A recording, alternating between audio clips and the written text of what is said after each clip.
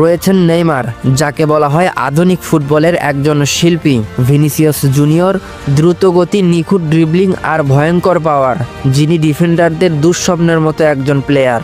এবং রয়েছে রদ্রিগো, যাকে বলা হয় সাইলেন্ট কিলার, গুরুত্বপূর্ণ মুহূর্তে গোল করার অসাধারণ ক্ষমতা আছে। আর ফুটবলের নতুন বিস্ময় এস্তেভাও উইলিয়ান, যার পায়ের ম্যাজিক ভবিষ্যতের সুপারস্টারদের মতো ইঙ্গিত দিচ্ছে। এই আক্রমণ ভাগ প্রতিপক্ষ ডিফেন্সকে শুধু চাপেই রাখে না, বরং গোল খাওয়ানোর উপায় খুঁজে বের করতে বাধ্য করে। বড় ম্যাচে যেখানে 1 সেকেন্ড সুযোগেই খেলার ভাগ্য বদলে দিতে পারে, সেখানে ব্রাজিলের এই আগ্রাসী অ্যাটাকই তাদের সবচেয়ে বড় অস্ত্র। দ্বিতীয় কারণ, অভিজ্ঞতা আর তরুণের দারুণ সমন্বয়।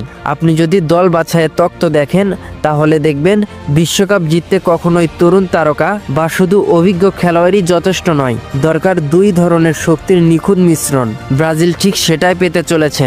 নেইমার, ক্যাসিমিরো, মার্কোইনহোসদের মতো